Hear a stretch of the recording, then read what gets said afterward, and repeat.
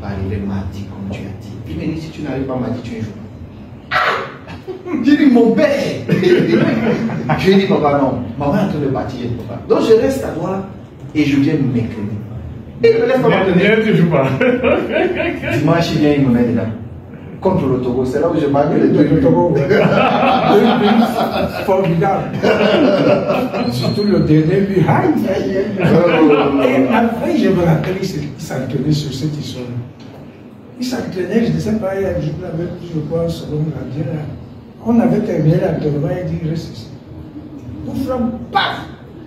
On frappe, paf! Après, il prend le ballon, il va comme s'il va aller, il revient. Je reviens, je frappe. De l'autre côté. Et c'est comme ça que il a fait semblant de partir vers le côté, il a joué le ballon. Et en rentrant, il a envoyé une enrhumée. Le quartier n'a vu que le feu. Très chers frères et sœurs, nord, sud, de l'est à l'ouest du centre, bonjour, bonjour, bonsoir. Quand les talibous, quand les aigris, les maléfiques voient ça, ils sont malades et ils se disent, oh, voilà, il aime parler de lui, il aime encore parler de lui et tout ça. Morale de l'affaire, très chers frères et sœurs. Vous savez, voilà deux personnes qui ont écrit l'histoire du Cameroun du football, qui sont en train de parler.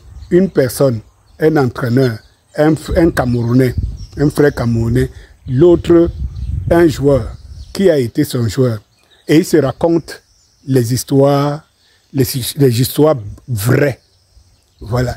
Et vous voyez, quand j'interpelle la morale de l'affaire, c'est que, vous savez, dans la sagesse africaine, on dit, lorsque quelqu'un a fait à l'apogée de sa vie, lorsqu'il l'a fait, il a réalisé, il a fait une vie, et qu'il est à la fin de sa vie, ça veut dire qu'il prend la retraite de ce qu'il faisait au quotidien. C'est en ce moment qu'il réalise s'il a été une personne, s'il a été une grandeur, s'il a été une valeur, et s'il est utile à la société et qu'il peut transmettre ce qu'il a fait. C'est aux âges-là qu'on commence à raconter ses exploits. Et raconter ses exploits ici, c'était d'initier ceux qui veulent prendre cette route, comprendre les démarches, comprendre parfois des pièges que ceux-là qui racontent leur vie, qui ont réussi, ou même qui n'ont pas réussi, ont dû traverser. Ça initie celui qui prend la route. Ça l'empêche de commencer là où l'autre a commencé. Parce qu'il est au moins averti, il est cultivé, il sait là où il va. C'était la morale de l'affaire, la sagesse de toutes choses. Oui. Et on aimait donc partager ces histoires autour des jeunes, surtout des jeunes. Vous voyez dans nos villages, les vieux, ils s'asseyent le soir, ils racontent un exploit, comment ils avaient tué un tigre, comment un avait tué un lion, comment un avait tué un gorille qui sautait sur lui. Ils racontent ces histoires et c'était très important. Très, très important parce qu'en fait, on prenait quelque chose de ces personnes de qui ont fait. C'est une expérience, c'est une initiation. Mais regardez la génération d'aujourd'hui. Tout ça là, c'est comme si ça a sauté en l'air. Ça veut dire que ce qui est naturel, c'est qu'on transmet, la transmission a foutu le camp. C'est que quelqu'un se lève aujourd'hui, à peine il connaît Internet, il te dit déjà comment Internet doit se passer. Il n'a aucune initiation, rien. À peine il commence à jouer au football, il te dit qu'il n'a rien à prendre de ses aînés. À peine.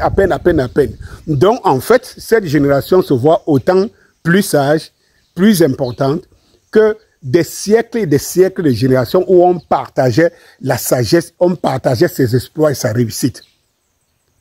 Aujourd'hui, c'est un dilemme, c'est un péché de vanter ses mérites, c'est un péché de transmettre à celui qui fait et qui fait moins que toi, c'est un péché.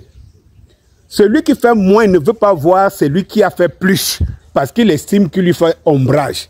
Il préfère être un borgne au pays des aveugles. Il ne veut pas atteindre le summum. Et c'est là la morale de l'affaire.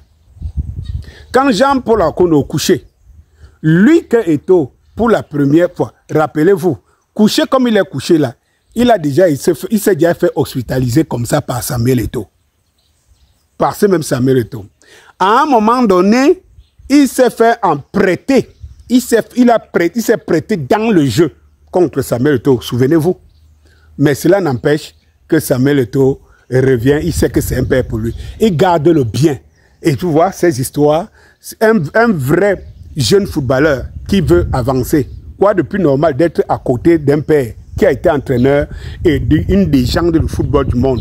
Comment il se raconte? Il raconte comment il a fait la passe, comment il était venu, comment son père était ceci, comment il avait tes problèmes, comment il avait tes situations.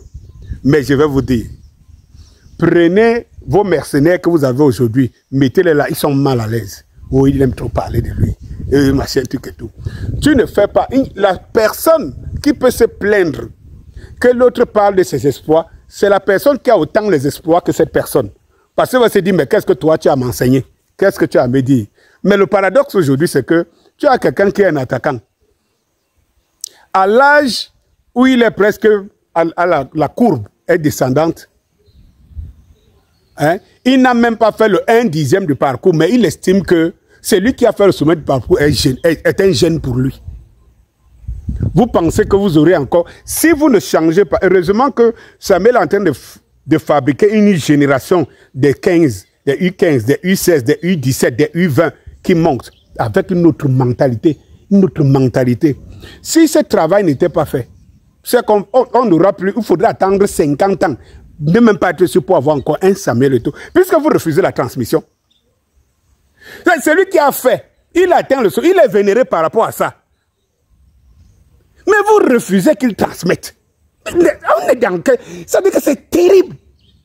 Allez voir un peuple comme le Burkina Faso. Si Samuel Eto'o était burkinabé, mais c'est terrible. Mais c'est terrible. Même ivoirien là, si Samuel Eto'o était seulement ivoirien, mais quel est cet agadou dans ce pays?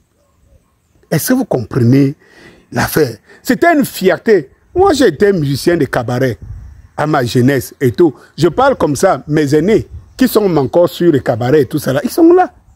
J'ai été au Faco Jazz International, chef de groupe. J'apprenais avec mon jeune groupe. Et on aimait se faire entourer quand nos grands frères qui jouaient dans les grands cabarets et tout ça là, venaient. Nous, on était fiers qu'ils soient assis, ils nous écoutent avec nos erreurs, nos bêtises, nous corrigent. On ne se disait pas des grands. Non, on savait que c'était des grands. C'était nos... C'est-à-dire que quand le bassiste jouait, et il regardait sur... Peut-être qu'il faudrait que je cite des contemporains, ils sont tous là. L'Alexandre Brigas. Il sait que quand mon jeune bassiste jouait, Brigas était assis à côté et tout. Et quand il faisait une erreur ou bien il plaçait une mauvaise note, Brigas lui disait non, non, non, non, non, non, non. Et il s'arrêtait. Il disait oui, grand, et tout. Il voulait apprendre. Et après, on est passé de cette étape à que quand on finissait de s'entraîner tous les 15 heures, on allait chez les grands. J'ai déjà raconté ça dans plusieurs vidéos aussi. On allait chez nos grands là. Quand ils ne venaient pas aux entraînements, on allait chez eux. Chacun se contentait d'avoir peut-être 1000 francs dans la poche. Comme bon, quand j'arrive, je vais, qui est le bassiste, qui est le percussionniste, qui est le guitariste et tout, allait chez un maître, quelqu'un, un supérieur dans son instrument. Et on allait passer les après-midi comme ça, chacun chez un instrumentiste et tout. Quitte à ce que tu aies tes 1000 francs en poche, que quand tu vas jouer devant lui, il va te dire, petit, tu plaques comme ça. Si c'était un autre, tu plaques comme ça, tu plaques comme ça. Après, tu lui dis que grand, on te prend même une bière, non? Mais c'est fini. On est dans une génération qu'une fois que quelqu'un commence à toucher peut-être la guitare, il ne veut pas que le grand soit à côté de lui parce que le gêne. Parce qu'il veut être le myope au pays des aveugles. Voilà la morale de l'affaire. Bonsoir.